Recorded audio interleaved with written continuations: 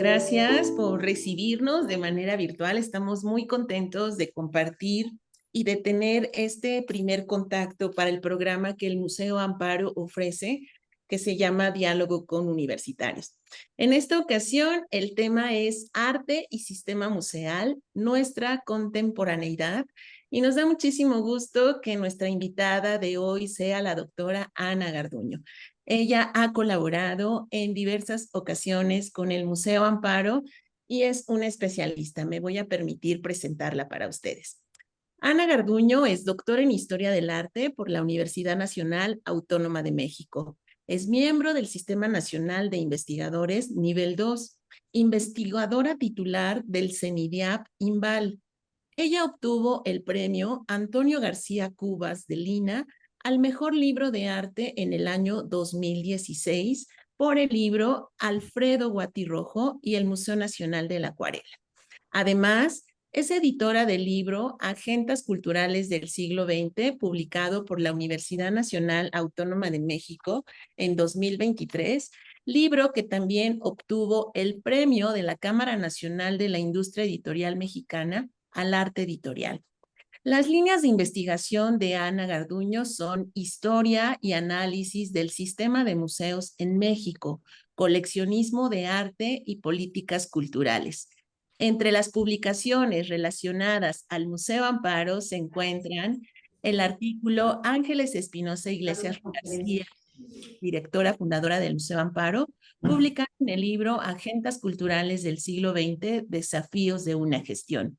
De igual forma, fue la coordinadora editorial de contenidos académicos del libro El México Antiguo, colección del Museo Amparo, publicado por la Fundación Amparo en el año 2020. Ana Garduño, además, ha realizado la coordinación académica de los cursos El pasado prehispánico en la creación moderna y contemporánea en 2019, Museos en la Mira en el año 2016 y ha participado como ponente en numerosas conferencias.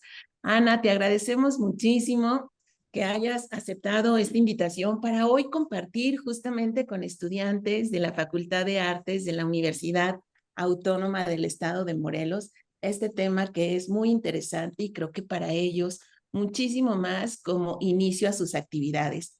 Queremos agradecer muchísimo a la maestra Juana Baena Ortiz, directora de la Facultad de Artes de la Universidad Autónoma del Estado de Morelos, por el apoyo para organizar este diálogo.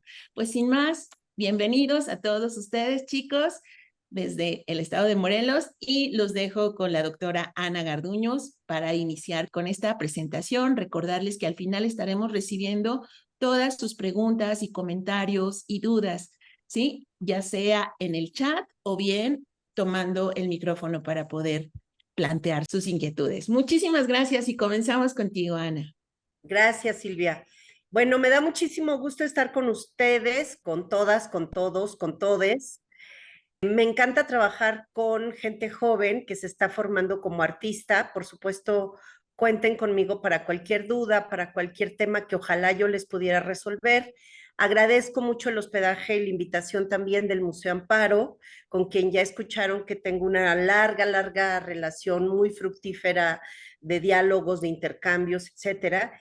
Y ahora lo que quiero platicar con ustedes, que espero que sea un diálogo que les sirva, que sea fructífero, que ustedes puedan aprender, que puedan discutir y comentar algunos temas. Lo primero que tendría que plantear es que el coleccionismo, el sistema de museos, el mercado de arte y las políticas públicas están íntimamente relacionadas.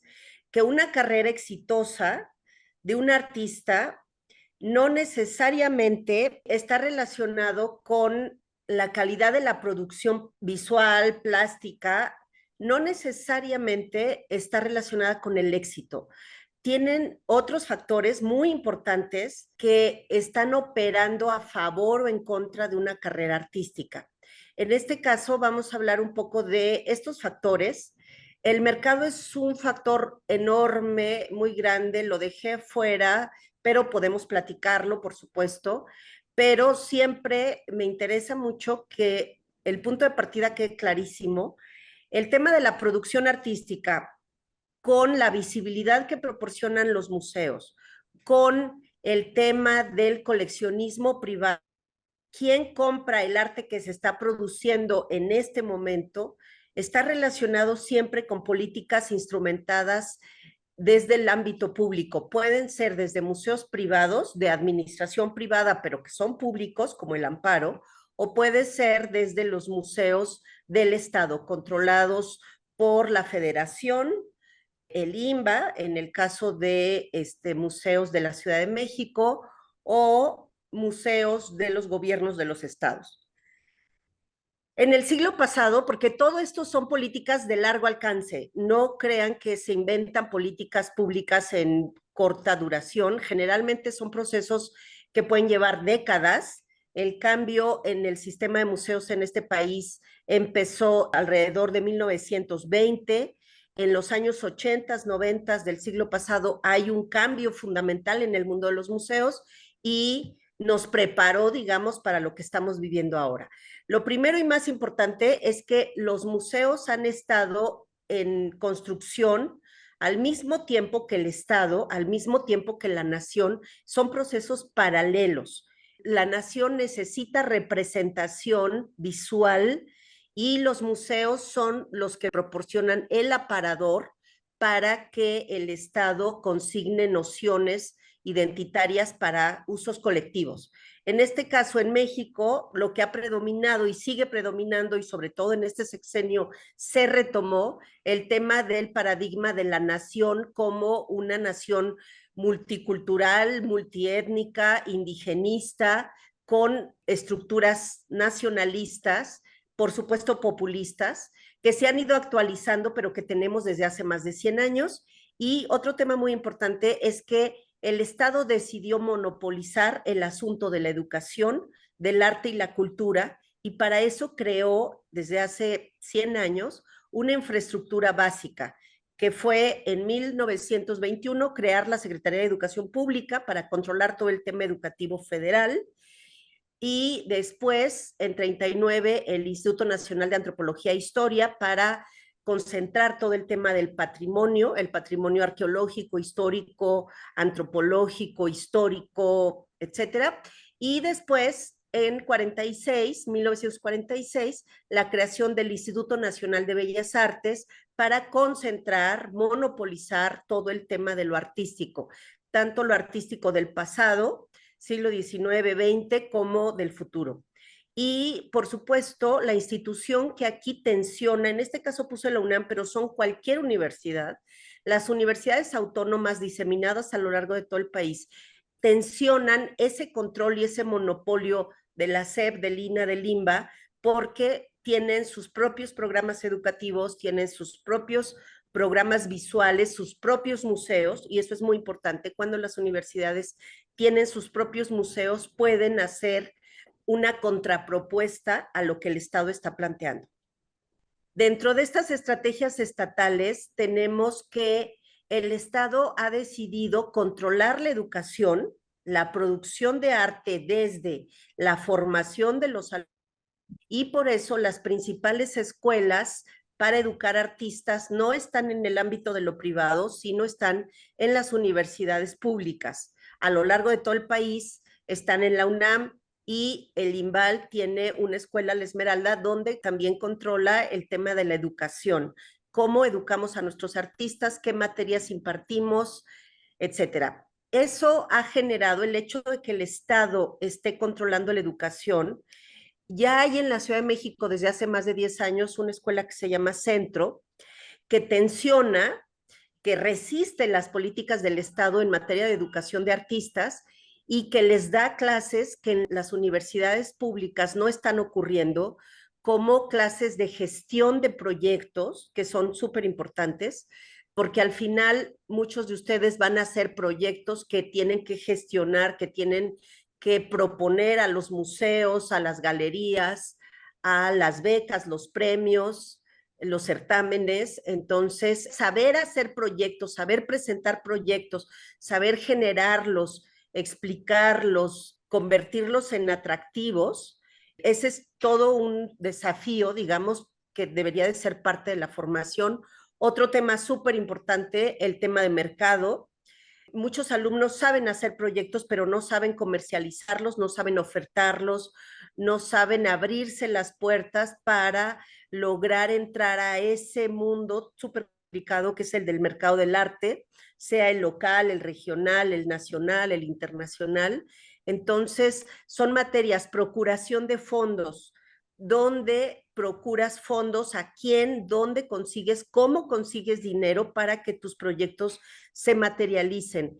Ese también es un tema que se está trabajando en algunas escuelas privadas, pero que todavía en las escuelas públicas no se están desarrollando y eso hace que la formación de nuestros artistas esté centrada en el contenido de su trabajo, en su producción, pero no en el tema de visibilizarlo, promocionarlo, exhibirlo, comercializarlo, etcétera. Controlar, como ya había mencionado, el sistema de museos, pero el Estado, y eso es muy grave, el Estado no generó un sistema para garantizar adquirir obra de arte de manera sistemática, organizada, planeada, bien pensada. Entonces, lo que hay en los museos no es que haya habido un programa de crecimiento definido, un plan de análisis de tenemos en la colección de este museo tales y cuales obras de tales artistas, este periodo de la historia del arte de México está bien representado, pero nos falta otro periodo, piezas a la venta, hay que comprarlo, o cuando se acerquen personas con capacidad económica fuerte y sólida, les pedimos que nos compren las obras para que las donen al museo. Eso no existe en este país. Los museos privados sí tienen un programa de crecimiento sostenido, sí tienen un análisis de sus colecciones, sí saben lo que les convendría comprar en caso de que salieran al mercado o saben qué artistas hay que seguirlos observando porque están produciendo cosas muy interesantes que responden a las internas de la colección de ese museo privado, pero son muy pocos. La mayoría de los museos públicos no tienen un crecimiento sostenido. Los alumnos que estuvieron o los artistas que estuvieron becados por FONCA, lo que antes se llamaba FONCA, ellos tienen que retribuir de alguna medida la beca que recibieron y pueden hacer una exposición, conferencias, dar clases a jóvenes artistas, alguna cosa, y también se les permite donar o entregar parte de su producción a algún museo para garantizar su resguardo, exhibición, investigación, etcétera. También otra medida es por pago en especie. La Secretaría de Hacienda a los artistas que ya están produciendo les acepta que paguen con obra de arte en lugar de pagar sus impuestos con dinero. Y ahora estamos enlazando el programa del pago en especie de la Secretaría de Hacienda con los museos para que esas obras que están produciendo los artistas vayan directamente donadas por Hacienda a los diferentes museos, sean públicos o privados, porque Hacienda formó, este programa tiene más de 50 años, formó una gran colección de obra, de piezas que son de naturaleza más bien comercial, porque responde a los artistas que venden en mercado. Claro, pagan más impuestos los que más vendieron en el año, pero no necesariamente son obras de arte, lo que nosotros clasificamos como museales. Hay dos categorías, hay muchas, pero por lo menos hay dos. Una, obra de arte de museo, y otra que es obra de arte comercial, que sirve para funciones decorativas, en casas, en espacios públicos, pero que no necesariamente es una obra que el museo debe resguardar y proteger, investigar, sino que son piezas que los artistas hacen para vivir, por supuesto, y que no tienen unas ciertas características que lo convierten en una de la producción visual de ese artista. Entonces, es muy difícil entrar a los museos con tu propia producción artística porque no hay un programa de crecimiento, no hay dinero, no hay presupuesto para comprar obra de arte y tienen que ser donativos directo del artista mediante un comité que selecciona las piezas que acepta o no acepta y también por estas posibles alianzas con lo que antes se llamaba FONCA y con la Secretaría de Hacienda. Entonces, no tenemos una política, y eso es terrible, de adquisiciones, de fortalecimiento de los acervos de los museos. Así que es un espacio muy desprotegido porque hay mucha producción visual en este país, pero no hay quien consuma desde el Estado, no hay una garantía de que el Estado va a tomar en cuenta lo que se está produciendo, por ejemplo, en la zona de Puebla-Tlaxcala, y que adquiera la obra de artistas jóvenes para incorporarlas a los museos y darle un seguimiento a esas trayectorias. No existe ese programa de crecimiento. Por ejemplo, a los artistas les cuesta mucho trabajo ingresar al sistema de museos en este país. Tradicionalmente, en los museos de cada ciudad, de los gobiernos de los estados o en los museos privados, hay una política de aceptación de jóvenes carreras. Hay museos que se especializan en lo que llamamos mediana carrera, que son artistas entre 40, 45 años, que ya no son jóvenes artistas, que tampoco son consagrados, que son mayores de 60, sino que dentro del sistema de museos en México hay museos que se dedican a apoyar a jóvenes creadores, hay otros que sí aceptan colectivas de jóvenes artistas, pero se especializan más en medianas carreras, y hay otros como el Museo del Palacio de Bellas Artes que solo acepta artistas consagrados en exposiciones individuales, que ya son revisiones de una carrera prácticamente concluida. Son mayores de 50 años los artistas que así se representan, y el punto es que hay maneras de colarse en exposiciones colectivas siempre y cuando el artista joven tenga un especial cuidado en establecer alianzas y relaciones profesionales con curadores, con museógrafos, con investigadores, críticos de arte y, por supuesto, funcionarios de museos. Todo en el sistema de México está fundado en un asunto relacional. Quien tiene mayor relación con los funcionarios, con los agentes culturales que están ligados a la visibilidad y al consumo del arte, son los que podrán tener más éxito profesional, porque para entrar a los espacios, por ejemplo, las SAPS, la Sala de Arte Público Siqueiros en la Ciudad de México o el Museo Carrillo Gil, tienen una trayectoria muy grande de aceptar artistas jóvenes, de sus curadores van a ver talleres, van a ver espacios de creación artística, van a visitar artistas jóvenes, visitan las escuelas, los diferentes espacios de las escuelas, y van buscando opciones para poder representar, digamos, a los jóvenes en los nuevos espacios. Para un curador es muy importante, sobre todo un curador que está iniciando su carrera, es muy importante encontrar jóvenes interesantes, propositivos, que están haciendo cosas que pueden generar en una buena trayectoria artística.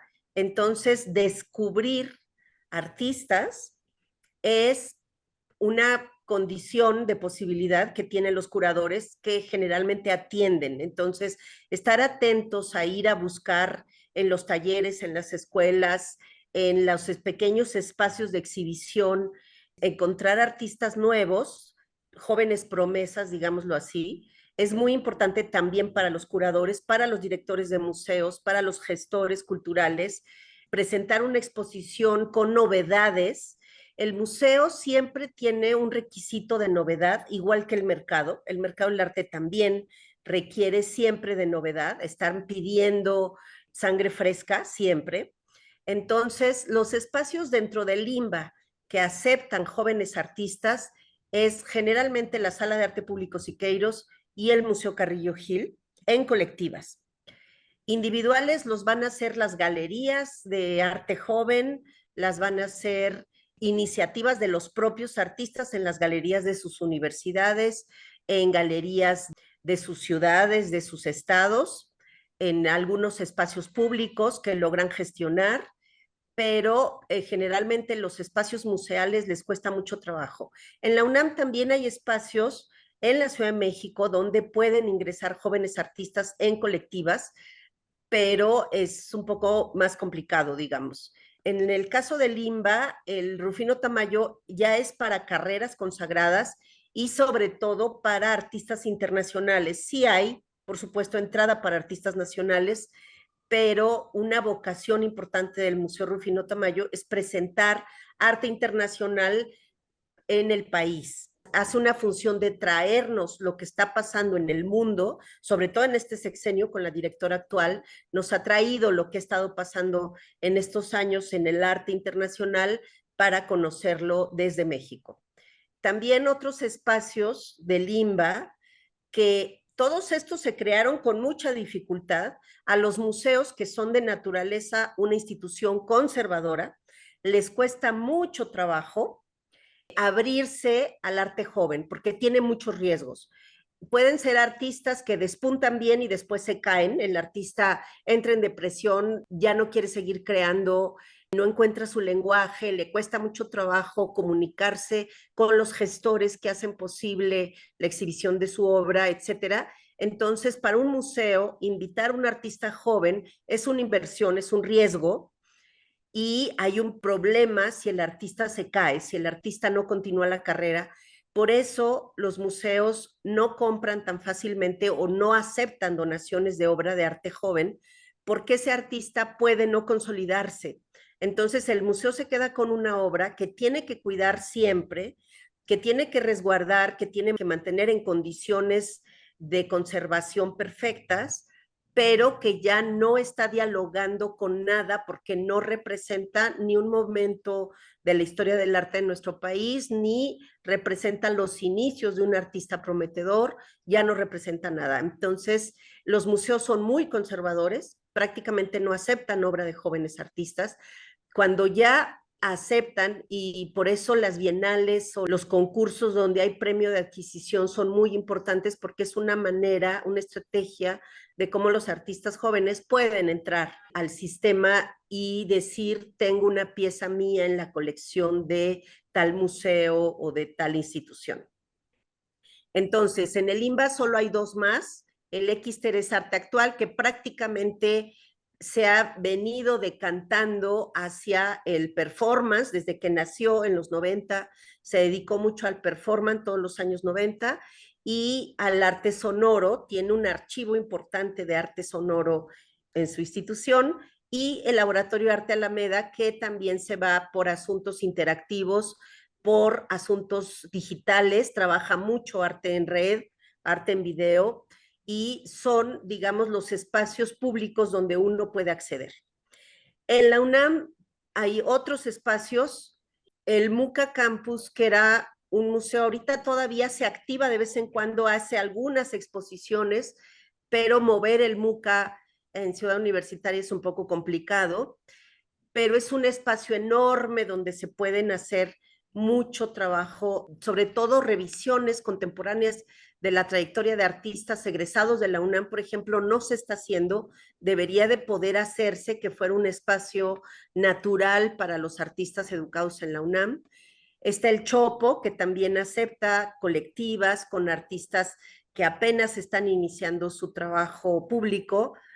El MUCA en Roma, que fue un espacio muy importante en los 90s, en los 2000s, el ECO, que sigue haciendo un trabajo más o menos discreto, pero muy interesante de aproximación a lo que está sucediendo en el arte contemporáneo, y el MUAC, que no tiene una vocación de descubrir jóvenes artistas, que no tiene vocación de presentar medianas carreras, sino realmente solo hace una función parecida a lo de Jumex, parecida a lo del Museo Tamayo, de traernos lo que está sucediendo en el mundo para actualizarnos, para que los que aquí estamos en este país y que no podemos viajar, nos enteremos de qué está sucediendo en el ámbito internacional en cuanto a arte contemporáneo, que son funciones también muy importantes. Los museos educan, enseñan, los museos aproximan el arte joven a los artistas que están en formación, a los artistas de mediana carrera, los pone en contacto con sus públicos potenciales o reales. Así que hay un trabajo muy importante de los museos para enlazar. Y por supuesto, la primera obligación de todo artista que se esté formando es ir a ver todas las inauguraciones, enterarse de todo lo que está ocurriendo, estar en los coloquios, aunque sea de manera virtual, estar en los encuentros de arte, porque allí es donde están ocurriendo las cosas a las que hay que tomar en cuenta para hacer nuestro trabajo, nuestra propia formación, nuestra propia producción. Los museos de la iniciativa privada sí están participando, están apoyando, están complementando la labor de los museos del Estado, de los gobiernos de los estados y de las ciudades, sí están haciendo un trabajo de exhibición de lo contemporáneo, pero no todos. La inmensa mayoría se queda con discursos del pasado, con lenguajes ya superados de alguna manera. Y, por ejemplo, de toda esta lista que les puse, el Rufino Tamayo es el que sí trabaja contemporaneidad. El Museo Amparo está trabajando arte contemporáneo y miradas contemporáneas a su colección, pero prácticamente los museos particulares no están haciendo ese trabajo de ocuparse de lo contemporáneo, porque, insisto, ocuparse de lo contemporáneo tiene muchos riesgos. No es tan fácil para un director de museo arriesgarse a presentar a un joven artista. Y los museos empresariales, los que dependen de una empresa que está financiando las actividades, están haciendo ese trabajo, pero muy a cuentagotas. El museo, el Marco de Monterrey, por ejemplo, que ahora con la directora actual está haciendo un trabajo excepcional, tanto de llevar a Monterrey a los artistas mexicanos y artistas internacionales que están proponiendo nuevas formas de entender el arte contemporáneo, y también Jumex, por supuesto, que es el otro gran espacio que ahora cierra la exposición de Demian Hirst, la cierra el domingo, me parece. Si no la han visto, tendrían que ir a verla, porque es una exposición que no vamos a volver a ver en mucho tiempo. El dinero que implica traer la exposición que resume la trayectoria de un artista tan interesante, tan importante como Demian Hirst, es mucho dinero, es mucho lo que se paga. Y normalmente cuando ya vino una vez una exposición retrospectiva de un artista, pueden pasar más de 10 años para que esa obra regrese al país. Así que si no la han ido a ver, por favor vayan este fin de semana o si pueden antes, porque, bueno, no, ya tendrían que ser hoy o mañana o el domingo y va a estar seguramente muy lleno, pero tienen que ver esa exposición, que es una propuesta muy concreta de un artista paradigmático del arte contemporáneo. La descentralización artística existe en este país, se ha practicado, sí, la hemos hecho, sí, pero ha sido muy complicado. Las ciudades del país donde tenemos arte y una propuesta artística importante, interesante, son generalmente ciudades donde hay mucho dinero, donde se concentra mucho dinero, como es el caso de Monterrey, o un interés específico, como es el caso de Oaxaca, que en Oaxaca se desarrolló el arte, no necesariamente tendríamos que clasificarlo como arte contemporáneo, pero se desarrolló una propuesta artística alrededor de la figura de Francisco Toledo, el artista emblema del estado de Oaxaca, que hereda un poco la tradición de Rufino Tamayo, también artista oaxaqueño. Y digamos que hay ciudades que se desarrolla una propuesta plástica específica, o por sus museos o por sus artistas que están siendo apoyados. Nunca son los artistas solos, o generalmente no. Sí hay movimientos que generan solo los artistas y que ellos los mantienen solos y después convencen a los gestores culturales, a los funcionarios de museos. Sí hay, por supuesto, pero generalmente lo que ocurre es una sinergia, se apoyan mutuamente curadores con historiadores del arte, con funcionarios de museos, con galeristas y con artistas, y con eso se arma un movimiento.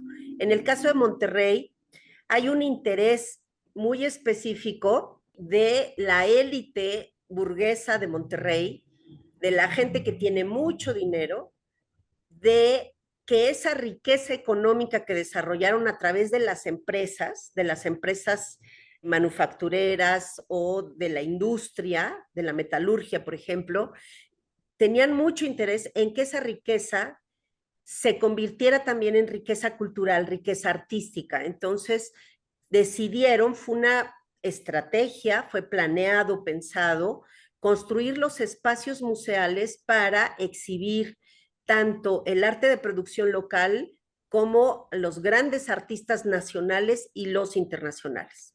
Los museos privados tienen siempre asociaciones civiles o sociedades anónimas que hacen que las cosas funcionen, tienen mecanismos de control bastante fuertes y tienen un financiamiento ojalá garantizado. Los mejores museos son los que tienen un financiamiento garantizado, pero ciertamente, y esto es bien importante, los museos que reciben más dinero son los que tienen mejor colección. Mejor, entre comillas, por supuesto, el concepto de calidad es un concepto maleable que todas podemos convertir en otra cosa. Es un concepto que depende del contexto, del momento histórico, de los gestores que lo están utilizando y cómo lo están planteando, pero es importante saber que cuando hablamos de producción y de museos y de colecciones, quienes reciben más atención, quienes reciben mayor apoyo, mayor presupuesto, son los museos que se ajustan a estas políticas de valor en la escala más alta, que sus colecciones se entienden como obras maestras, como obras de arte por encima del artefacto o el arte popular o la artesanía, que son piezas consideradas raras o especiales y por supuesto con obras de arte auténticas. Todo lo que se clasifica como ordinario, como producción artesanal, etcétera, está en otra categoría y recibe menos visibilidad y menos apoyos. En arte contemporáneo, ciertamente hay muchos prejuicios, hay muchas leyendas negras sobre lo que es consumir arte contemporáneo y ciertamente hay un tema de la inversión, se considera como algo sospechoso. Si hay gente que le interesa el arte contemporáneo, lo consideran como algo que puede ser porque es un snob, porque es un presumido, porque quiere fingir que entiende de arte contemporáneo, aunque no entienda nada, porque está buscando ser diferente, ser reconocido, etcétera. En realidad, quienes coleccionan el arte contemporáneo, generalmente sí hay una intención de devoción, de amor hacia el arte contemporáneo. Sí hay elementos de distinción social, siempre lo hay, siempre me quiero distinguir a partir de que de todos mis amigos ricos, el único que sabe de arte soy yo, el único que colecciona arte contemporáneo soy yo y por lo tanto soy el que necesita y debe de recibir mayor reconocimiento, mayor prestigio. Me voy a distinguir de los demás porque yo sí tengo una afición espiritual, que es el gusto por el arte contemporáneo, pero ciertamente hay todo un desprestigio hacia coleccionar arte contemporáneo para la burguesía. Y generalmente estamos ahora viendo que mucha gente ya no compra arte como elemento de prestigio y de distinción social, sino que están comprando otros elementos suntuarios, autos, colección de joyas, colección de, no sé, ropa, zapatos, todo lo que tenga que ver con aparentar, con el deber ser el que consume mucho dinero en toda su parafernalia personal. Y sin embargo, hay todo un colectivo de personas que están buscando el arte contemporáneo, que se unen entre ellos, se conocen, todos los coleccionistas saben quiénes son, saben dónde están, saben qué le gusta a qué compra quién. Y hay un grupo grande de coleccionistas en México, diseminados por todo el país, gente joven que empieza a comprar desde los 30 años aproximadamente, cuando ya tiene una economía más o menos sana que le permite invertir una cierta cantidad de dinero al año para fomentar el arte y que ya está decantando su gusto, ya está decidiendo si le gusta más el arte digital y si le gusta más las artes plásticas todavía, si le gusta más el formato del video. Hay mucho consumo de video en México, muchísimo. Muchos jóvenes coleccionistas entre 30 y 40 años están comprando mucho video, por ejemplo. Entonces, ¿qué les gusta del arte contemporáneo? Que es un espacio de innovación fresco, con propuestas, con experimentación, que está, por un lado, evadiendo el tema del objeto, el objeto como fetiche.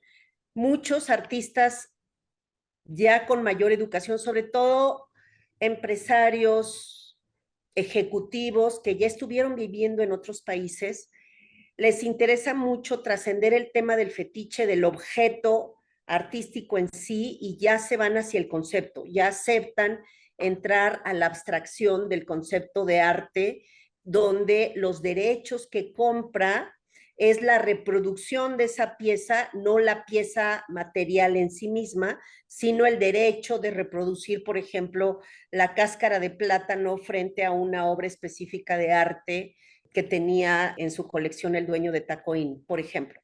Entonces, de lo que se trata es de coleccionar también a veces el momento, primero de degustarlo. A la gente que le gusta el arte contemporáneo, normalmente pasa primero por conocerlo, degustarlo, experimentarlo, buscarlo, y después por apropiarse de él, después por comprarlo, por ir formando poco a poco una colección. ¿Qué pasa con el arte joven? Que los procesos de legitimación son muy lentos. Los procesos de visibilización también son muy lentos. Hay que tener mucha paciencia. Hay que estructurar muchas estrategias. Hay que hacer alianzas generacionales con otros colegas. A los que mejor les funciona son a los que hacen colectivos o los que trabajan con miembros de su generación, abriendo un espacio, compartiendo los gastos, haciendo la propaganda. Funciona muy bien cuando se ponen a trabajar en colectivo un grupo de amigos que piensan parecido y que logran salir de la escuela y lograr entrar al mercado o a los espacios de visibilización con cierto éxito, que eso siempre es un tema problemático. Posicionar las carreras de los jóvenes artistas siempre es una aventura, siempre es muy complejo. Muchos desertan y se van rápido al diseño gráfico, se van al diseño publicitario, y está bien lo que consigan y donde se acomoden está perfecto, nada en contra de eso. Y muchos otros siguen trabajando, pero en eso sí quiero ser muy específica. Los casos de éxito son donde se reúnen en grupos de trabajo, donde gestionan entre varios los espacios donde van a poder exhibir su obra, y muchos de ellos abren sus propias galerías, sus propios espacios de compra-venta para garantizar una cierta comercialización de sus piezas. Normalmente, cuando hablamos de un coleccionista muy fuerte de arte, estamos hablando de alguien que invierte dentro de los coleccionistas de alrededor de 40 años, están gastando en promedio entre 2 y 3 millones de pesos al año de obra de arte que reparten entre muchos artistas. No es que lo compren en una sola pieza con un solo artista, sino que están repartiendo porque están apuntando a varias carreras, están tratando de ayudar en diferentes espacios y están tratando de comprar arte de diferente manifestación. Pueden estar comprando video, pueden estar comprando fotografía, pueden estar comprando una pintura, un grabado, un dibujo, y están comprando artistas más jóvenes, otros que ya tienen 10 años produciendo, etcétera. Entre los jóvenes, alrededor de entre 200,000 pesos al año y medio millón es lo que están invirtiendo, y algunos de ellos buscan la compra a plazos, que eso siempre ayuda y las galerías generalmente lo promueven, sobre todo las galerías jóvenes, que los que no pueden pagar una obra de arte completa la vayan pagando a plazos a lo largo de los meses para que al final se les entregue la pieza.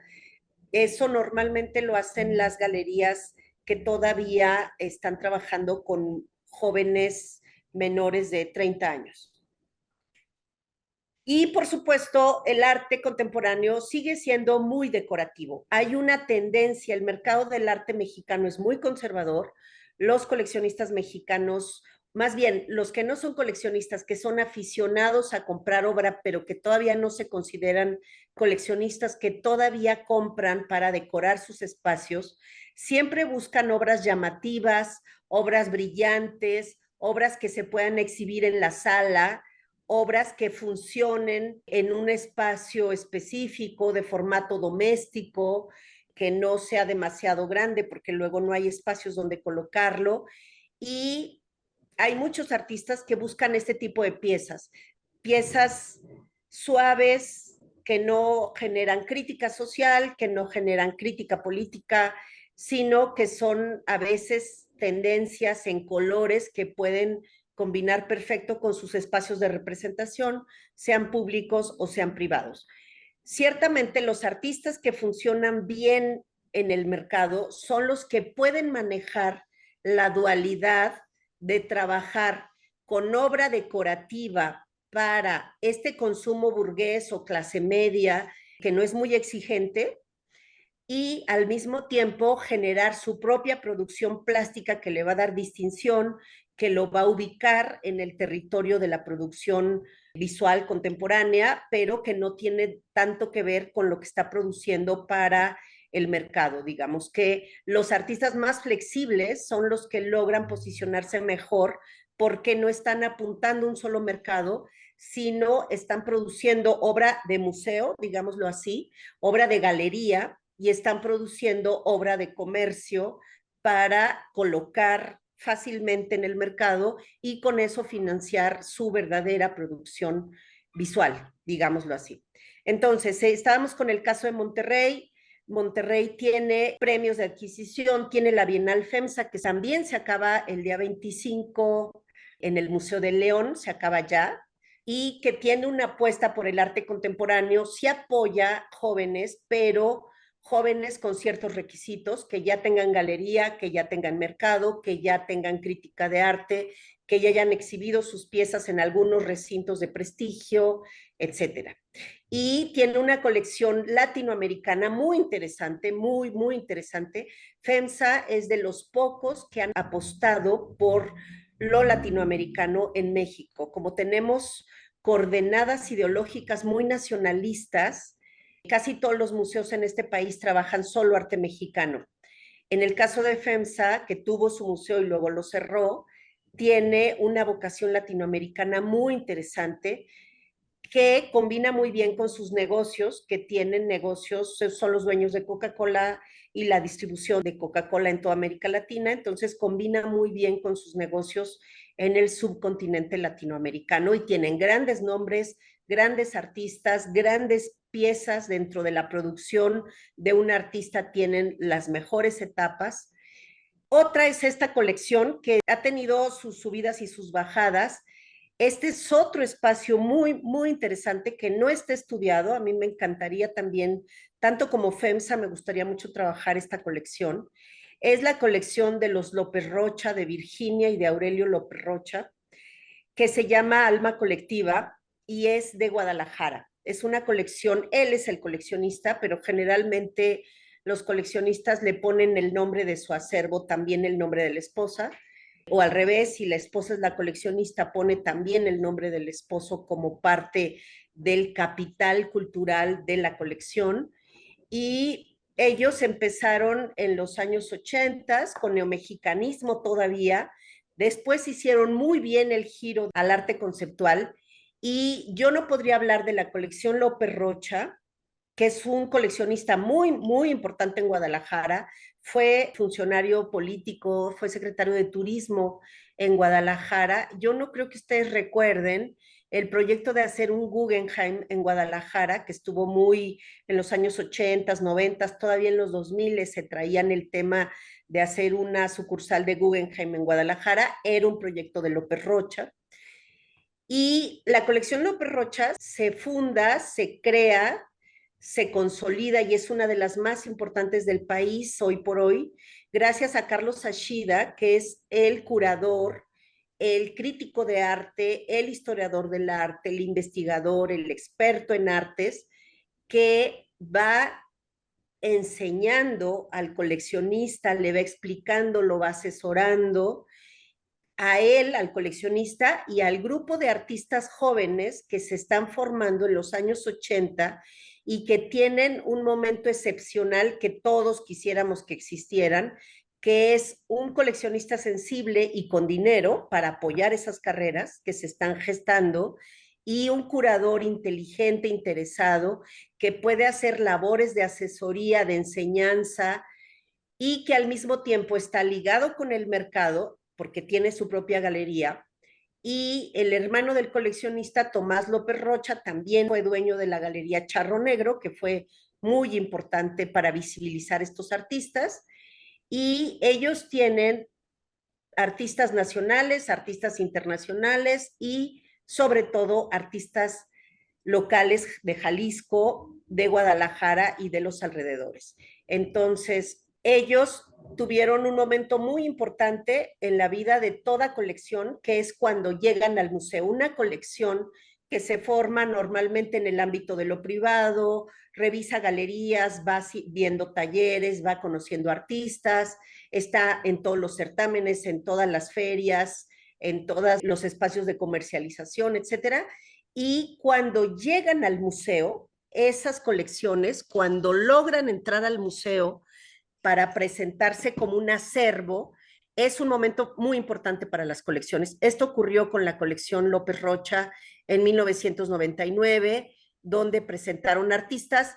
Ellos dicen que tienen 50% extranjeros y 50 mexicanos. Yo matizaría un poco, creo que tienen más artistas mexicanos y tienen desde Gabriel Orozco, desde los extranjeros, algunos muy bien rankeados en el mundo, como estos, que es la verdadera apuesta de esa colección, los artistas de Jalisco. Ellos fueron los primeros que compraron a José Dávila, a Cintia Gutiérrez. Ellos construyeron las carreras de artistas que hoy por hoy, como Gonzalo Lebrija, son creadores internacionales. Ese colectivo de artistas apoyados que nacieron alrededor de los años 70, 80, todavía en los 90, son artistas privilegiados porque tuvieron gente sensible que los apoyó, los ayudó, los acompañó. Y eso no ocurre, por eso es un caso que estoy destacando porque no ocurre generalmente. Este es otro caso muy diferente, muy conocido. Supongo que todas y todos han ido al Museo Jumex, que tuvo una fundación también en el año 99 en el Carrillo Gil.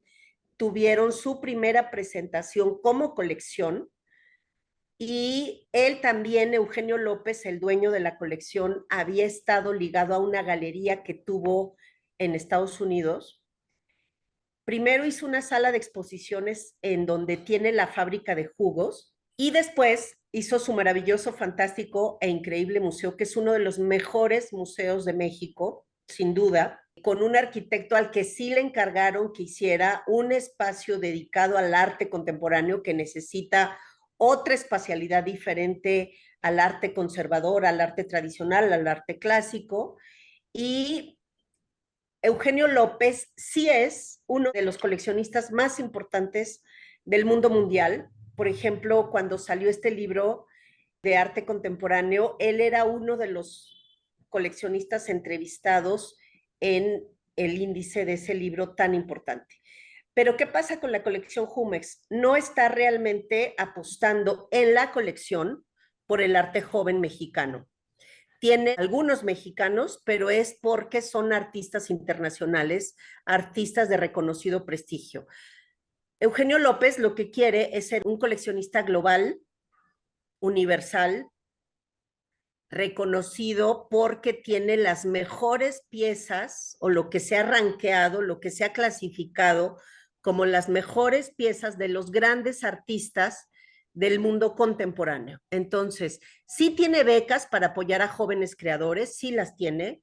Tiene becas para apoyar proyectos editoriales, para hacer libros colectivos de artista, para hacer catálogos de exposiciones, tiene becas para apoyar instituciones, sí las tiene, pero en su colección no entran los jóvenes artistas a los que le está dando beca. Son espacios, digamos, de representación diferentes. Él quiere tener a los grandes artistas en su colección. Sí hay una vocación de apoyar en la escena nacional a los jóvenes artistas, pero digamos que es una vocación muy diluida. Lo que él quiere es ser un coleccionista global, estar en las grandes ligas del coleccionismo mundial, codearse, digamos, con todos los que están formando acervos de arte contemporáneo, y tiene una vocación muy interesante de traer esa educación, ese estado del arte, ese que está sucediendo en el mundo del arte, lo trae a México a través de estas revisiones o de artistas ya consagrados como Damien Hirst o de algunos artistas que están menos conocidos en México, pero que ya tienen una visibilidad enorme en otros países. Entonces, si hay artistas mexicanos en la colección Jumex, son porque son artistas internacionales, no porque sean mexicanos, sino porque ya gozan de un reconocimiento internacional. Esta es otra colección que ha perdido mucha visibilidad porque perdió su espacio de exhibición. La Fundación Cultural Televisa, que tiene una colección interesante de fotografía, querían hacer un museo de la fotografía que nunca lo han logrado hacer. La colección representa un momento importante de la historia del arte mexicano. Hay catálogos, hay folletos, hay libros, pero la exhibición está permanentemente guardada. A veces hay algunas revisiones en algún lugar, pero es una colección poco visible últimamente. Pero sí representa lo que estaba pasando en México en los años 90. Como ya no se continuó la colección, se quedó como un poco congelada en un momento. Sí están los artistas que estaban haciendo las obras más importantes en México, como esta serie que fue súper escandalosa y muy bien vista en México alrededor de los años 2000, pero es una colección que al perder el espacio, al perder el centro en Polanco de exhibición de arte contemporáneo, se perdió la visibilidad y la tenemos, digamos, en la memoria. De vez en cuando sacan catálogos, hacen alguna cosa, prestan las obras para otras revisiones, pero digamos que no es una colección que esté viva o que esté en formación todavía. El Museo Amparo es uno de los que están junto con el Marco de Monterrey, el Jumex, el MUAC, son los museos que están haciendo la apuesta por el arte contemporáneo, por documentar lo que está sucediendo en este país. Están ya en su acervo, están incrementando la representación de artistas mujeres que, como en todas las colecciones de arte de museos públicos o privados en este país, las mujeres están en franca, escasa representación. Siempre lo máximo que hay es que una de cada 4 obras sea de mujer, y los mejores museos en ese sentido que tienen mayor colección de artistas mujeres son el MUAC, dentro de museos públicos. El que ha hecho un gran esfuerzo por incorporar obras de mujeres artistas ha sido el MUAC, pero hay museos que tienen una representación de toda su colección, de 1% del acervo es de mujeres y 99% de hombres, pero es algo que ya está en la mesa de discusiones y es algo que ya está sucediendo. En el Amparo me gusta mucho que tiene una vocación por apoyar artistas individuales, solo tiene un colectivo en su colección de arte contemporáneo, que es Tercero un Quinto, y tiene, digamos, creadores que están trabajando en el ámbito de lo local, de lo regional, nacional y también de lo internacional. En 2021, todavía en momentos de pandemia, inauguró su exposición, sus salas de arte contemporáneo, que si no han ido a verlas, tienen que ir a verlas. Tal vez Silvia puede organizar un camioncito o 2 o 3 para llevarles a las salas de arte contemporáneo del Museo Amparo, porque sí hay una propuesta de revisión, si hay una mirada, hay una lógica interna en la selección de las piezas para que dialoguen no solo con lo que está sucediendo, con los temas, los problemas, los tópicos del arte contemporáneo que estamos trabajando a nivel país, sino también para que dialogue con la colección permanente que tiene el museo de arte prehispánico, sobre todo de arte moderno, y que logre hacer, digamos, lazos, ligas, vasos comunicantes con su colección de arte prehispánico, con su colección de arte moderno, y que represente la escena contemporánea de lo visual en México. Entonces, estas son algunos de los nombres que están en la colección. Puse primero, por supuesto, a las mujeres, y como pueden ver, hay artistas que no son conceptuales, como Graciela Iturbide o Helen Escobedo, pero también hay artistas de la modernidad como Katy Horna, modernidad tardía como Lourdes Grobet, Magali Lara, y también tienen arte ya mucho más conceptual como Melanie Schmitz o Minerva Cuevas. Están prácticamente todos los artistas que ya están consagrados, todos tienen mercado, todos tienen visibilidad internacional, todos tienen revisiones individuales de su trayectoria. Damián Ortega acaba de terminar hace una semana en el Museo del Palacio de Bellas Artes una excelente revisión, excelente, que vino del Marco de Monterrey de Tayana Pimentel, sobre la trayectoria de un artista fundamental en la escena contemporánea. Digamos que sí, lo que está pasando en el Amparo sí es un reflejo de la escena artística mexicana de grandes ligas, digámoslo así. Otra colección es la de Agustín Coppel, Isabel y Agustín Coppel, que también es una colección que nació en el norte del país, que tiene una relación muy fuerte con Culiacán y que ha generado proyectos para apoyar el arte local, el arte del norte del país, y también generar proyectos para fortalecer la escena artística en el espacio del territorio que les toca. Entonces, ellos en Culiacán han estado haciendo un trabajo sólido de poner arte en espacios públicos. Tienen una colección, un núcleo de su colección es un asunto moderno, de artistas que son muy importantes, como Julio Galán en el norte del país, que es un artista que fue posicionado por Monterrey y que todo el norte del país tiene una devoción especial por ellos. Y también tiene una revisión muy importante de artistas del periodo contemporáneo mexicano, tanto nacionales como internacionales. También tiene un núcleo que recuerda mucho la colección Jumex. El índice de nombres que tiene la colección Coppel tiene mucho en el ámbito internacional con Coppel. Tiene los grandes nombres, los grandes artistas, también está peleando por la globalización, digámoslo así, y coincide mucho con Jumex en la selección de artistas como Gabriel Orozco, esta pieza de Melanie Smith, y también de estos acentos que están haciendo. Tenemos, por ejemplo, este jardín botánico que fue un proyecto de invitar artistas ya reconocidos a nivel nacional e internacional a que tomaran una parte del jardín botánico de Culiacán y se apropiaran de él y generaran obra que tuviera un diálogo con la localidad.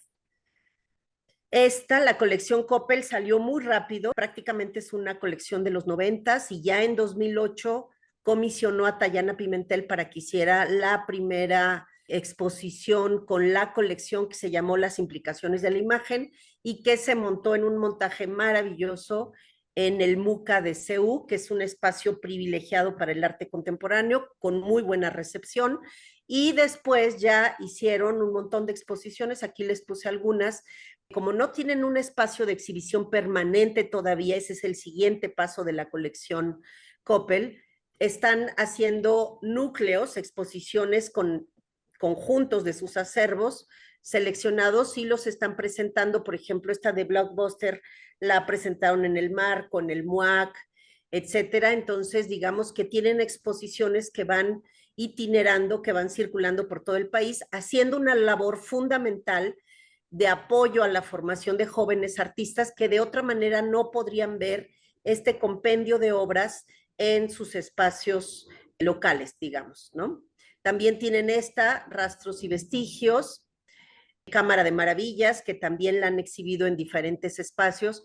Digamos que es una función muy interesante de llevar el arte a espacios donde generalmente cuesta mucho trabajo, a ciudades del interior del país, donde generalmente cuesta mucho trabajo que lo vean. Y hay un artista que yo admiro mucho, Pablo Helguera, mucho, mucho, mucho, que tiene un trabajo muy irónico, muy sarcástico, muy interesante acerca de qué es el mundo del arte en México. Y él tiene una labor, al final es maestro, ha sido maestro en universidades, me parece que es de NYU, en Nueva York, ha tenido una labor importante de apoyar la formación de jóvenes artistas y muchos de sus libros, si los pueden conseguir, yo creo que están agotados, pero en PDF o en préstamo interbibliotecario, muchos de sus libros están tratando de explicar cómo funciona el campo artístico, el territorio del arte mexicano e internacional, que no difiere mucho de lo que pasa en México, de lo que pasa en otros lugares, que están intentando hacer comunicable las lógicas internas del mundo del arte para los jóvenes que se están incorporando o que planean incorporarse a este tipo de munditos interrelacionados. Entonces, esta es una de sus propuestas en un libro que se agotó inmediatamente, Manual de Estilo del Arte Contemporáneo. Tiene esta propuesta de un juego de ajedrez donde el territorio del arte está dominado por el rey, que es el director del museo, que, como todos sabemos, sí es el rey y cuando a él lo dominan y lo controlan se acaba la jugada, pero tiene escasa movilidad. Él no puede moverse mucho, no puede atacar directamente a adversarios porque corre peligro. Entonces, todo el juego es para protegerlo a él. Él tiene mucho poder, pero al mismo tiempo tiene escasa movilidad. Entonces, allí está hablando de cómo el director del museo tiene demasiadas demandas que atender, tiene que buscar presupuestos, tiene que gestionar un presupuesto, tiene que tener un equipo de colaboradores que haga el trabajo fuerte con él, etcétera. Entonces, está reflexionando acerca de qué representa, cuáles son las limitantes, cuáles son las responsabilidades y los compromisos de un director de museo, que aparte está siendo sobornado continuamente por los artistas que quieren una retrospectiva, que quieren entrar a una colectiva, que quieren formar parte de la colección, que lo están invitando constantemente a sus talleres para ver lo que están haciendo en la producción artística, etcétera. El otro personaje, el otro gran personaje es la reina, que Helguera llama la dama, que emblematiza la figura del coleccionista de arte, que es el que hace todo lo que quiere, porque tiene todo el dinero y entonces él puede ir y hablar con el director de museo, puede hablar con los curadores, los galeristas, con los críticos, con los artistas, aprende de todos ellos, se apropia de las ideas de ellos, las materializa formando una colección de arte, selecciona y decide qué línea va a tener, qué artistas va a contener su acervo, etcétera. Entonces, para Helguera, la coleccionista, el coleccionista es el personaje más importante del tablero, es el que puede mover, manipular, posicionar, visibilizar, apoyar, apuntalar las carreras de los artistas, las carreras de los directores de museos, las carreras de los curadores de arte, etcétera. Entonces, para él, el coleccionista, la coleccionista es una pieza fundamental en el tablero del ajedrez. Y los curadores los ve como las torres que se mueven en diagonal, en su color siempre, que tienen ciertas limitaciones, tienen los conocimientos, tienen los contenidos, pueden explicar, son los mediadores que pueden interpretar la producción visual de un creador contemporáneo, pero al mismo tiempo tienen que responder a los intereses del director, al perfil del museo donde está trabajando, o es un agente libre y tiene que buscar que lo contraten para ciertas revisiones del arte contemporáneo. Entonces, tiene su carrera encima, tiene que formar y crear su propio prestigio, su propio reconocimiento, y parte de eso se basa en las relaciones que logra establecer con funcionarios de museos, con coleccionistas y, por supuesto, con los artistas.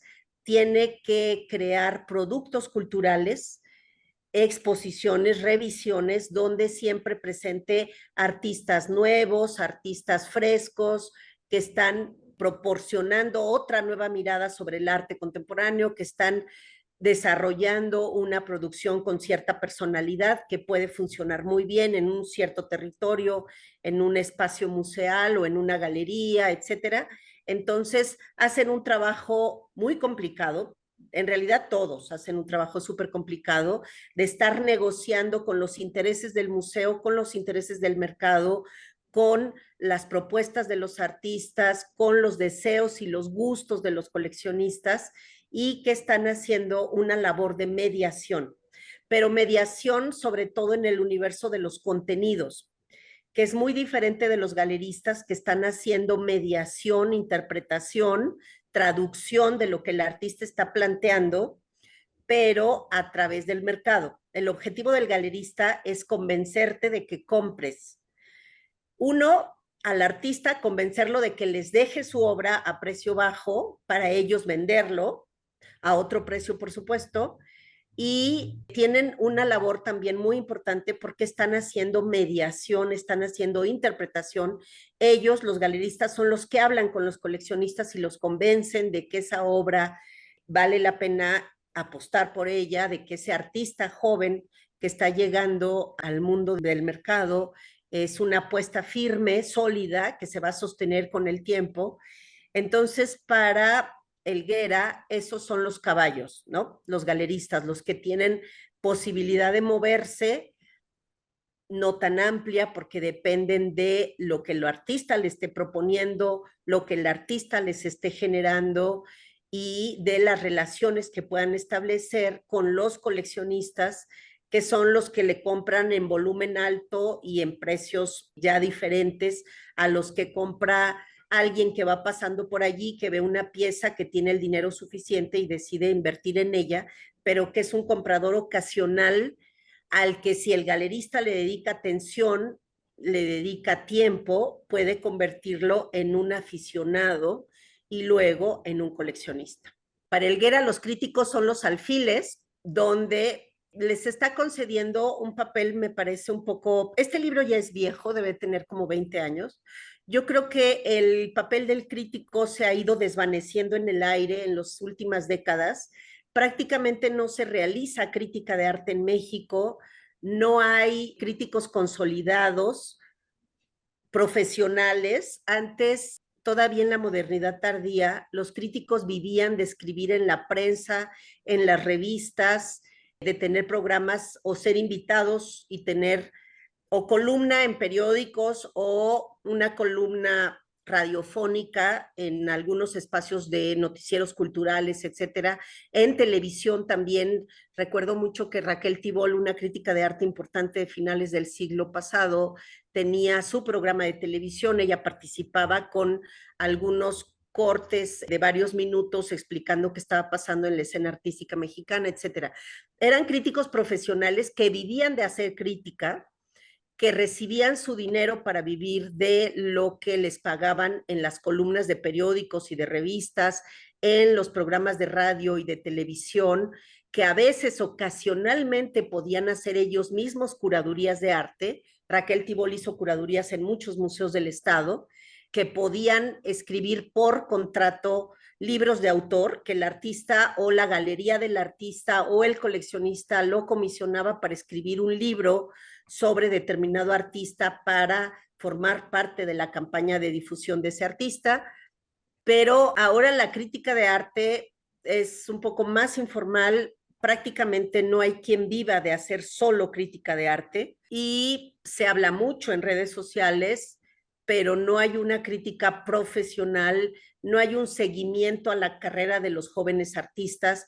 Ya no existen estas figuras como Carlos Ashida en Guadalajara, o Patrick Charpenel, que fue alumno de Carlos Ashida en Guadalajara, que se daban a la tarea de sistemáticamente ir a ver los talleres de los artistas, ir a las escuelas de arte, saber qué se está produciendo, ir a los espacios pequeños, a las casas de cultura en algunas comunidades para ver qué se está planteando ahí, qué se está proponiendo por la localidad como arte joven, etcétera.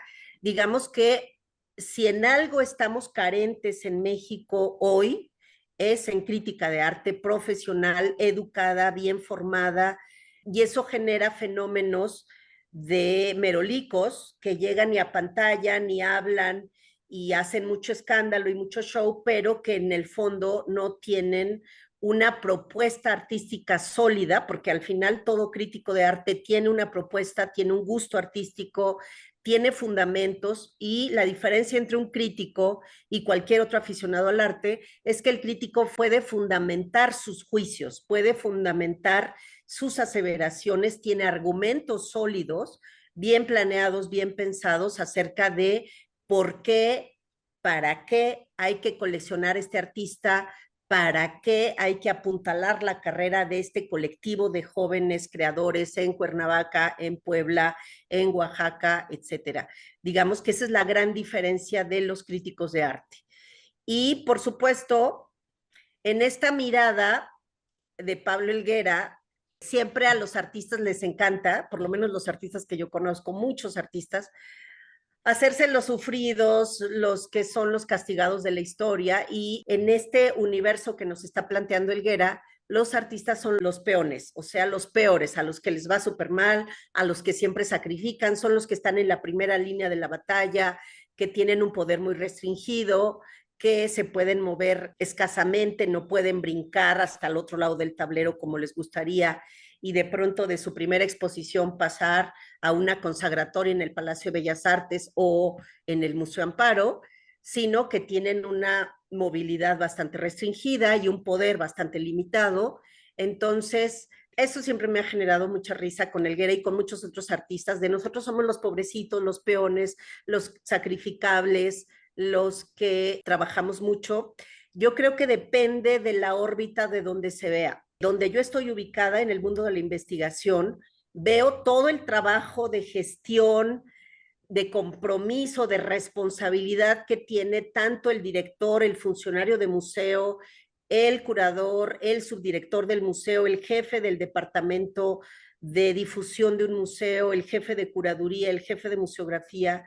Veo el trabajo que hacen los curadores de siempre estar buscando nuevos lenguajes, nuevas propuestas, arte fresco, arte joven, o una mirada diferente al arte ya consagrado, a los artistas ya muertos, cómo puedo revisarlos de otra manera y dejar de decir lo que siempre se ha dicho de ellos.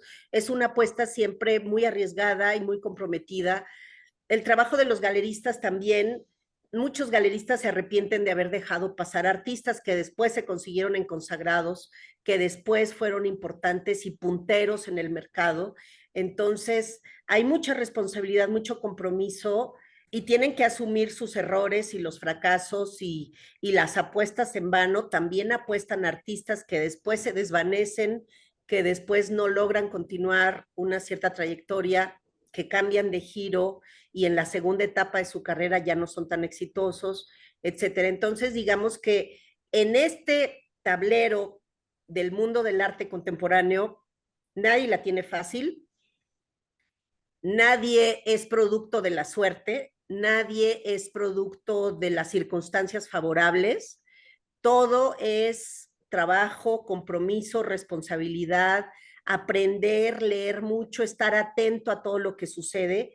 Un director de museo tiene que estar atento, saber qué está pasando en el mundo del arte, quiénes están comprando qué piezas, quiénes están escribiendo sobre qué artistas, porque tiene que generar un proyecto, un programa curatorial interesante, refrescante, diferente, innovador, etcétera. Entonces, tiene que detectar quiénes son los curadores que están haciendo el trabajo más interesante, más inteligente, tiene que establecer relaciones con los artistas, etcétera. Entonces, hay un trabajo detrás de cada carrera exitosa, tanto de funcionario de museo, de directivo, de gestor cultural, los coleccionistas, los curadores, los galeristas, los comerciantes de arte, etcétera. Hay un trabajo detrás de cada carrera exitosa y es un mundo muy complejo y ciertamente hay diferentes niveles de aproximación al campo artístico. Estamos hablando en esta presentación, les estoy hablando del arte de élite, del arte que se visibiliza a través de los museos, a través del mercado. Pero hay muchos otros niveles de participación de artistas que logran consolidar un mercado, una visibilidad, una representación, sin necesariamente llegar al museo, sin necesariamente llegar a Sonamaco o al mercado en Miami o a Kassel, y que sin embargo tienen una carrera respetable, tienen una carrera interesante, que logran vivir de lo que les gusta hacer, que logran tener sus espacios de representación, sus espacios de visibilidad. Digamos que hay diferentes niveles de aproximación a la realidad y que hay muchas realidades en el arte contemporáneo, que no necesariamente la apuesta tiene que ser llegar al Palacio de Bellas Artes, sino tener una carrera sólida donde logre comunicar lo que yo estoy planteando y que para mí la apuesta sería vivir de lo que me gusta hacer. Esa sería para mí la verdadera apuesta. Creo que con esto terminamos y estoy esperando sus comentarios, respuestas. Muchas gracias por escucharme. Muchísimas gracias, Ana. Si te parece bien, vamos a ceder la palabra a los asistentes en el auditorio. Maestra Juana Baena, ¿quiere dar inicio con el diálogo? Por supuesto, muchas gracias. A ver, jóvenes de primer semestre, ¿algún comentario, inquietud, pregunta? Doctora Ana, extraordinaria conferencia, muchísimas gracias. Realmente un tema muy oportuno, justo con nuestros estudiantes que inician su formación en el mundo del arte, ¿no? En la formación como artistas. Y bueno, ya nos ha expuesto una radiografía bastante global, ¿no? Interesante de qué implica el mundo del arte, ¿vale? Muchas gracias por su participación. Y bueno, gracias. Nos acompaña el maestro René también, el maestro Edgar. Muchas gracias por acompañar a sus grupos. Sí, el maestro René tiene un comentario. Gracias. Hola. Bueno, quería comentar un poco, porque en un principio cuando la doctora comentaba sobre, por lo general, las colecciones de museos, tanto particulares como, bueno, de pública como privada, usualmente, pues la obra, digamos, que compran, que adquieren, es de artistas con trayectoria, con trayectoria, y pues sí hay como ciertas caritas decepcionantes a ver que no van a tener la obra de arte joven, pero justo también quería comentar que la forma, digamos, de circular quizás hay una obra a partir de las ferias de arte, no como Maco, pero sí como quizás Almanagne, o como otras propuestas ya mucho más independientes, como en el caso de Clavo, ¿no? En la Ciudad de México, también en Guadalajara, en Monterrey, que se organizan. Creo que son formas también bien importantes, sobre todo para el arte emergente, como para empezar a fomentar este coleccionismo justo de arte joven que está pues ahí presente, ¿no? Y también un segundo comentario, que muchas veces también creo que lo que ocurre con el mercado del arte es que en este afán, digamos, de jóvenes, de artistas jóvenes, de querer como que la obra sea adquirida, también se da un fenómeno en el que comienzan a ver un poco como qué es lo que se está comprando, ¿no? Qué es lo que se hace presente en este tipo de ferias. Y muchas veces, desafortunadamente, como que esto condiciona la producción, ¿no? Porque entonces es como lo que yo estoy haciendo, muchas veces ya ni siquiera importa como el motivo o el tema de que hablo, sino el objeto artístico que yo voy a terminar después y que pudiera ser factible de ser comprado, ¿no? Entonces, como que creo que también es importante que como estudiantes tomen en cuenta que sí, efectivamente, digo, a todo el mundo nos gusta que nos lleguen a comprar una obra, pero pues no se pierda esa intención original, ¿no? Que es el tema, los conceptos de los que están abordando, y que muchas veces, como usted mencionó al final, pues la verdad es que no siempre va a terminar quizás en un objeto artístico, sino que posiblemente sea arte relacional, sea otro tipo de arte, en el cual el objeto artístico no está, sino el registro, pero que incluso, ¿no? También el mismo registro en video de performance o otro tipo de acciones también pueden ser factibles de formar parte de cierto tipo de colecciones. Y pues muchas gracias por la charla. Gracias a ustedes. Les agradezco muchísimo que escuchen esto porque ciertamente están en un momento muy interesante de su formación, que es al inicio, donde entre más claro puedan tener las opciones que hay, creo que pueden tomar mejores decisiones. Muchos de mis alumnos que vienen de la FAD de aquí de la UNAM se dan cuenta muy tarde que debieron de haber pensado en clases de procuración de fondos o en clases de comunicabilidad de proyectos artísticos, etcétera. Digamos que, por supuesto, el contenido, la obra en sí, sea un proceso relacional o sea una obra concluida, sea en lo material o en lo inmaterial, no importa. Por supuesto, hay que generar una propia propuesta, pero también, y un paso muy importante, es visibilizarlo, traducirlo, posicionarlo, digamos, darlo a conocer, que eso también es muy importante y esos son otros procesos que también hay que atender. Muchas gracias, doctora. Tenemos otro comentario. Adelante. Bueno, pues a mí me parece como muy desconcertante que se narrativice desde frases como sangre joven o que desde esta estructura que se decía, ¿no? Como del ajedrez, mencionaba que desde las posiciones de arriba les den risa, ¿no? Ese motivo de risa.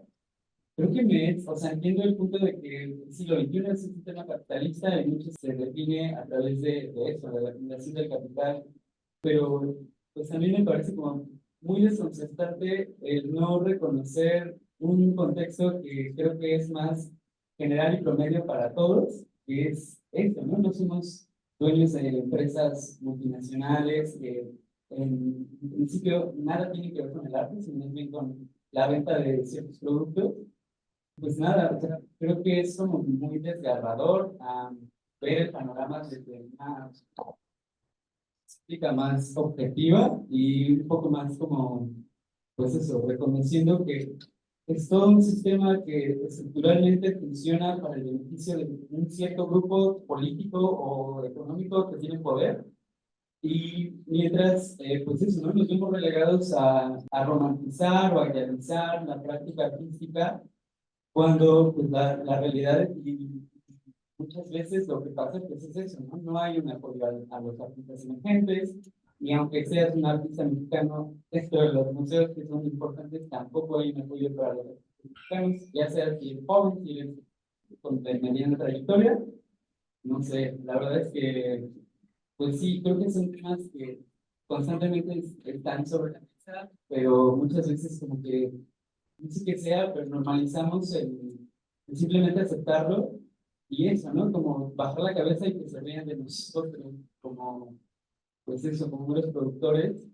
Y pues nada, me parece muy pues, injusto, pero también me parece muy necesario reflexionar sobre eso. Nosotros, ¿qué podemos hacer, no? Y mencionaba estas intenciones, también en la participación que acaban de dar, como de los colectivos, y de que al parecer la única alternativa parecía ser la organización desde la resistencia social, porque al final del día creo que eso se traduce, ¿no? Ya no tiene tanto que ver con la estetización y la romantización de conceptos, cosas así, sino más bien con con este sentimiento de resistencia ante un montón de estructuras que están hechas para beneficiar a ciertos grupos. Sí, claro, tienes toda la razón. Hice una revisión muy rápida. A mí me interesan particularmente los años 90, que la conocí bien y me tocó vivirlo, en donde hubo varios movimientos muy interesantes que tensionaron la institución museo, que tensionaron la institución mercado del arte, las galerías, que hicieron sus propios proyectos con sus recursos, con sus propuestas, que lograron, digamos, incursionar en un territorio donde aparentemente hay un control totalitario y monopólico, pero te das cuenta que realmente no hay un control y que se permiten y se aceptan y hay espacio para todos y que todos podemos expresarnos y que todos podemos llegar a tener un público formado, a proponer otro tipo de cosas, pero ciertamente es un trabajo colectivo. Yo nunca he visto, tal vez, un artista, no sé, estoy pensando Pedro Reyes, por ejemplo, que él trabajó mucho tiempo en el Museo Carrillo Gil, terminó la carrera, se metió a trabajar en el Carrillo Gil haciendo muchas labores de gestión y sí, él puede ser uno de los artistas que ha estado haciendo cosas para posicionarse él, para exhibir lo que él hace, lo que le gusta, lo que le interesa, y ha sido muy listo, muy inteligente, muy propositivo, porque, no sé, por ejemplo, una vez encontró una escultura dentro de la Ruta de la Amistad en Periférico, que estaba vacía, que la puerta estaba abierta, y empezó a hacer proyectos de gestión artísticos, nos empezó a invitar a la comunidad a que fuéramos a ver lo que él hacía, invitó a otros artistas, hizo cosas interesantes hasta que las autoridades se dieron cuenta y le quitaron el espacio. Pero ya había habido un aprovechamiento de una obra abandonada que él había utilizado a lo largo de un año, 2 o 3, no me acuerdo.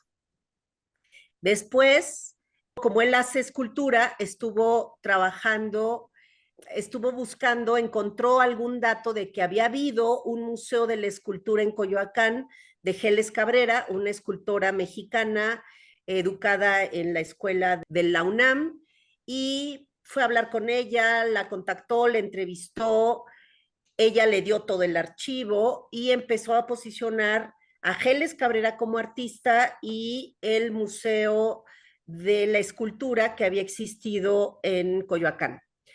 Ese proyecto fue retomado, unas curadoras norteamericanas ya hicieron una exposición en Nueva York hace un año, 2 años, sobre el proyecto de Geles Cabrera. En el libro que yo coordiné de agendas culturales ya metí un capítulo sobre Geles Cabrera y una de mis alumnas que está haciendo la tesis sobre Geles Cabrera escribe en ese libro, etcétera. Entonces, sí hay posibilidades de hacer gestión desde lo individual, sí las hay, pero para eso los artistas, por lo menos en el caso que les estoy reseñando muy brevemente de Pedro Reyes, él primero conoció desde dentro cómo funcionaba el universo museo, trabajó allí y ahora puede tener una carrera independiente, exitosa o no, pero visible ciertamente sí. Una de las propuestas para poner una escultura en la glorieta que era de Colón para hablar de las mujeres, una de las propuestas que le encargó el gobierno de la Ciudad de México fue justamente a Pedro Reyes de intentar poner una imagen que representara en un solo proyecto, que era muy difícil, todo en la temática que estamos desarrollando con el tema de la mujer en México, ¿no? Entonces, por supuesto, fue rechazada la pieza que él propuso, hubo mucha polémica, etcétera. Al final de cuentas es un artista que no era tan conocido fuera del ámbito de la comunidad artística y ahora sí es un artista nacional porque todo el mundo sabe quién es el que propuso una pieza que no fue aceptada para emblematizar lo femenino en México. Entonces, casos sí hay que trabajarle, eso es lo que yo digo, hay que trabajar, hay que pensar mucho, hay que leer mucho, hay que ver mucho, hay que estar en las exposiciones, hay que ver lo que están proponiendo los museos, hay que ver lo que está haciendo el mercado y digamos que de todo lo que sucede hay un proceso reflexivo de cada creador que decide por dónde quiere ir y con quién quiere marchar, digámoslo así. Pero a lo que yo les invito es a que sí lean, vean, conozcan, aprendan para distinguirse, para diferenciarse, para apoyarse en eso o no, pero con base en el conocimiento, no en el desconocimiento y la negación a priori, digamos. Muchas gracias. ¿Alguien más? Solo quisiera como, ajá, justo lo que está diciendo, ¿no? Creo que también hay un sesgo cognitivo y político. Los 90s tienen también que ver con mucho con el Plan Nacional de Salinas de Gortari, con un tratado de libre comercio, con una apertura, con un intento de un gobierno por querer, pues eso, ¿no? Estar relevante en el contexto internacional.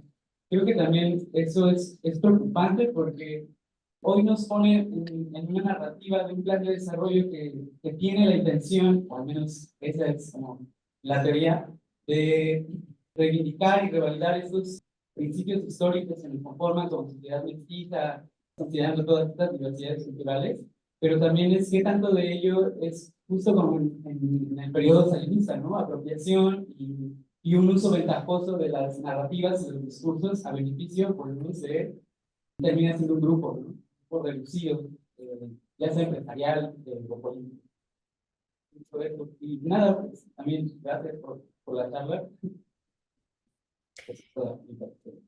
Sí, yo creo que hay muchos grupos. Estamos hablando de los grupos visibles, pero hay muchos que aparentemente son invisibles y que tienen un trabajo súper importante.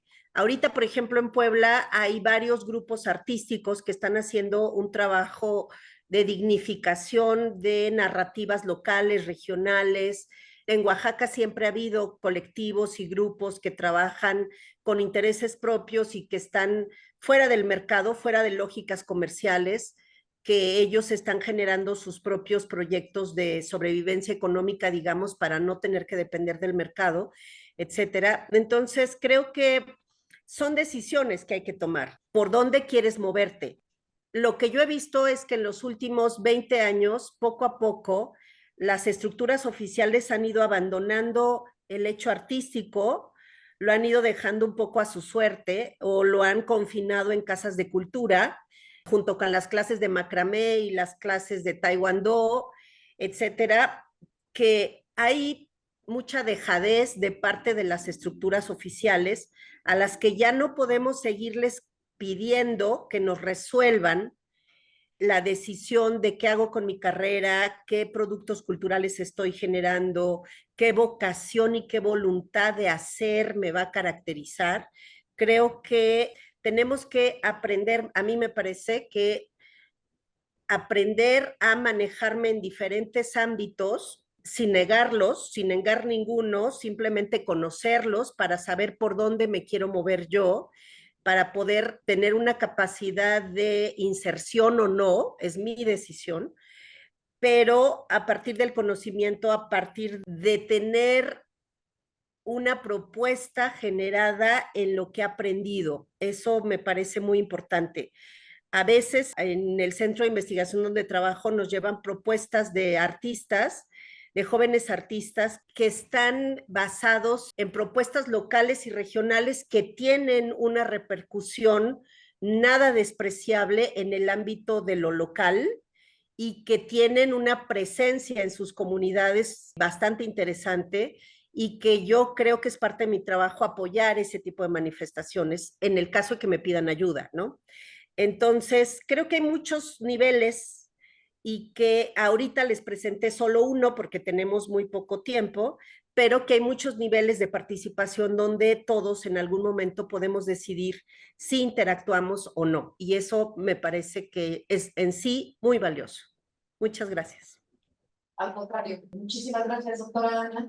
A través del Museo Amparo.